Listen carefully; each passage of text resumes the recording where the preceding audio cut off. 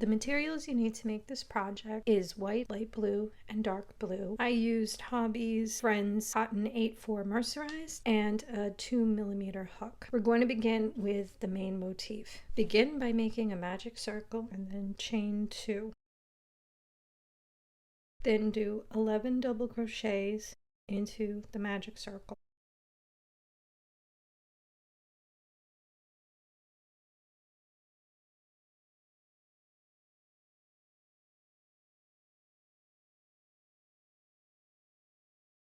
And then skip the chain 2 and do a slip stitch into the first real stitch that you made right here.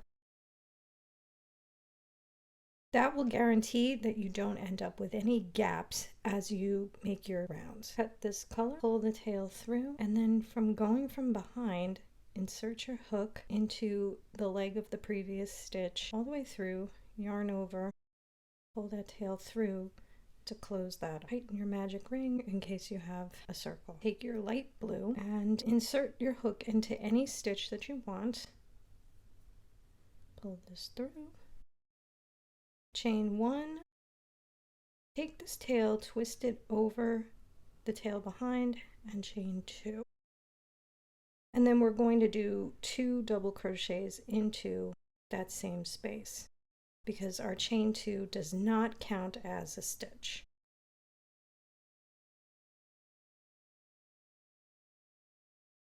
And now we're going to do 2 double crochets into every stitch, doubling the number of stitches that we have.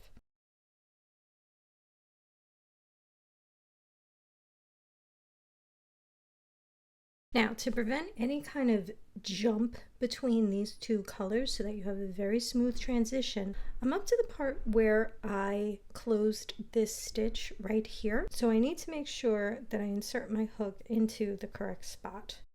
So I've yarned over for my double crochet and I'm going directly into this stitch right here. It almost looks like a chain. It's going to look a little different than the regular double crochet. So I'm going to insert that right there. I'm doing yarn under double crochets, but you can do the regular kind if you want. So there's 1, and now I'm going to do my increase into the same spot. 2.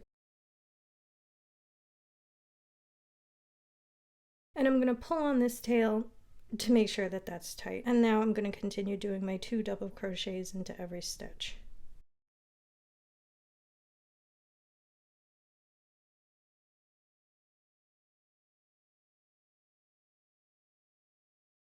And that guarantees a very smooth transition between my 2 colors.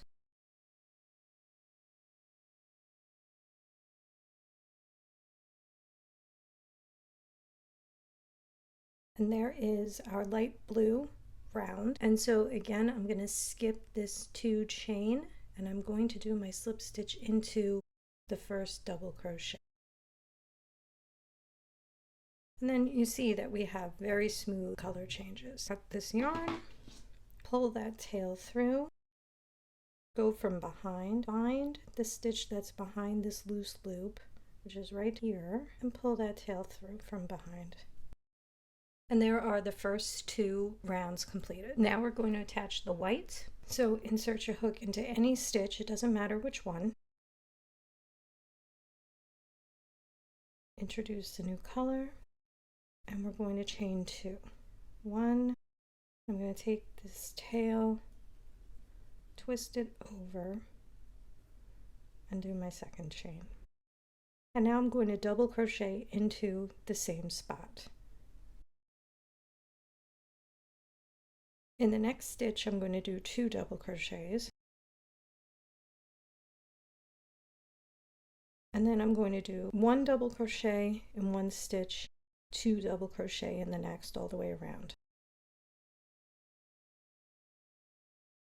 Now again, we're at this spot where I had ended the previous round, so I'm going to make sure I go into that chain right there and do my double crochet, and then in this very next chain looking loosish stitch, I'm going to do my next increase.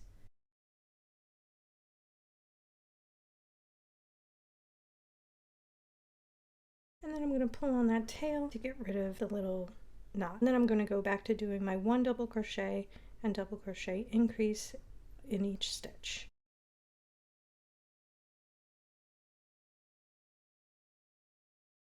So here is our white round, and again we're going to skip that 2 chain and we're going to put a slip stitch into the first double crochet of the round, and that's what we have so far. Cut a tail. Now we're up to our final color change, so get your dark blue and in any stitch insert your yarn, chain 2,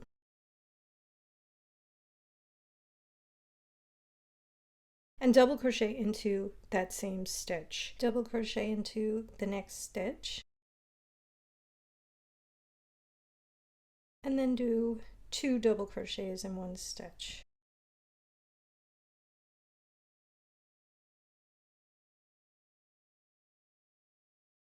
And what we're going to do now is we're going to do 2 double crochets in each stitch. So 1, 2, an increase, 1, 2, increase, and so on. So that was my increase. So now I'm just going to do 2 regular double crochets into the next 2 stitches. 1, 2, and now a double crochet increase.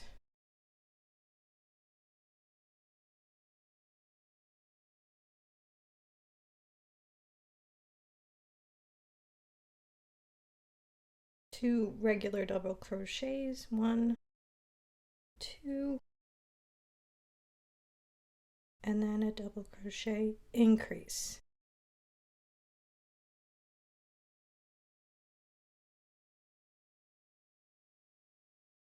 So now I'm at that area where the join had occurred. So I want to make sure I get into this chain so that I don't have a color jump. And then I'll continue as is.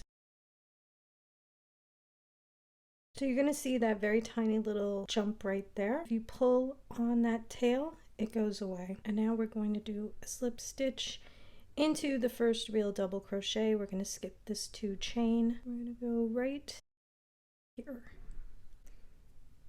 Pull that through. And there is the main motif completed. As you can see, there are no awkward color jumps. It's really smooth transitions. Don't cut this yarn because now we're going to do the picots. So we're going to do everything now only in the front loop. We're going to need the back loops to sew the 2 motifs together. I'm still at my join right here. I'm going to do a single crochet into that same stitch, get into the front loop right there, and I'm going to do a single crochet. Now I'm going to do a chain 3 to make the picot, and going into the 2 legs of that single crochet, I'm going to yarn over and do a slip stitch, and there's the first picot. Into the next stitch, I'm going to slip stitch into the front loop only, and then in the next stitch I'm going to do a single crochet. I'll show you all this again in detail. Chain 3, and if you look at your single crochet right here, you're going to see a leg here and a leg there. You're going to slip the hook into both of those legs, yarn over, and pull it through all your loops. And that's how you make the picot. In the next stitch, do a slip stitch. In the next stitch, do a single crochet. And then we're going to do it again. So you do a single crochet, chain 3, picot, slip stitch into the next stitch, single crochet into the next, chain 3, picot, slip stitch, single crochet, chain 3, picot, and so on all the way around, and all in the front loops only. So now I'm up to my picot again. I'm going to chain 3,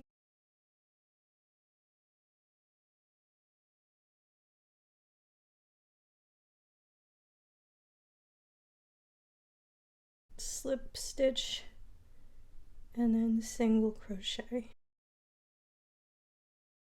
And there's my first set of picots. And I'm going to do this all the way around. I'm up to my last picot, so I'm going to chain 3,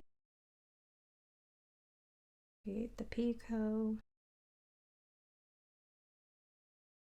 and then slip stitch into the front loop of the next stitch. And there are all of my picots completed. Now I'm just going to tighten up my magic circle And I'm going to have all my tails on the inside. I didn't bother weaving any of these in because they're just going to be inside when I sew this together. So I'm going to trim these just to make sure that they're all kind of short, but not too short because we don't want this to fall apart. Like that. Here's my corresponding motif. So they're going to go together like this. I have a little bit of fiber fill here. This is optional. I just want to give it a little bit of puff. Stuff it when I'm around 2/3 sewn around. I also have a keychain that I'm going to attach, again optional. You could do a chain loop here if you wanted, but I'm going to use an actual key ring. I'm going to slip stitch these two motifs together. I'm going to find that first back loop that I did not stitch into, which is right here. And I'm going to do the same on this side, like that. And then I'm just going to yarn over and I'm going to slip stitch these back loops together.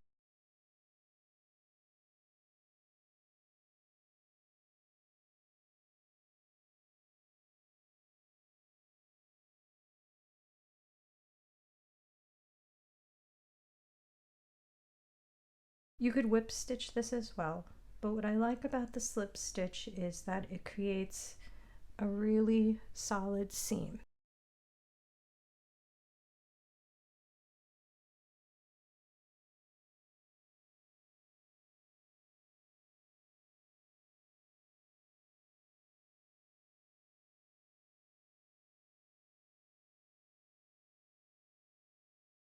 So this is what we have so far, and at this point I'm going to attach my keyring. I'm going to lay the keyring flat. So what I'm going to do is I'm going to insert my hook into the keyring first, into the stitches,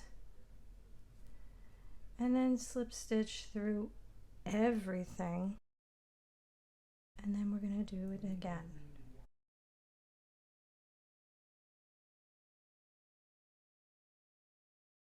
And it's going to want to twist, which is fine, and that really secures our keyring.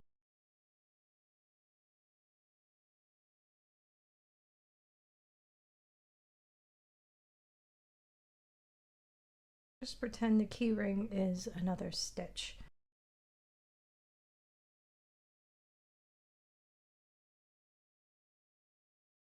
Three is enough.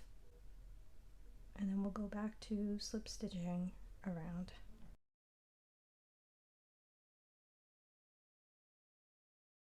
And there is the keyring attached. And it's really sturdy like that. At this point, I've gone nearly completely around. So I'm just going to make sure all my ends are tucked inside. Make sure your magic ring circles are nice and tight. And I'm going to begin putting a little bit of fiber fill into the middle.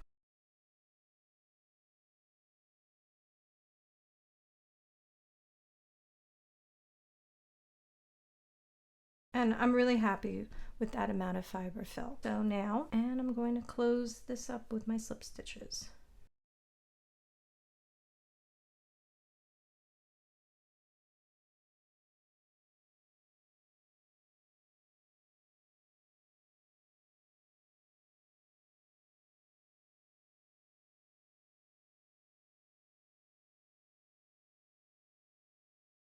Now we're going to just tie this off.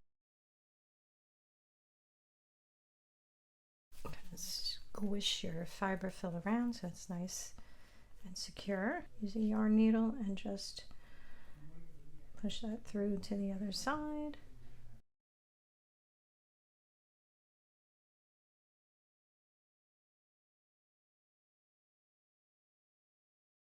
And there it is. One of the keys to this is that we have these very clear, clean color transitions where we don't have any gaps. So I hope you enjoyed this video. If you did, please like and subscribe. If you make this project, please let me know. Bye-bye.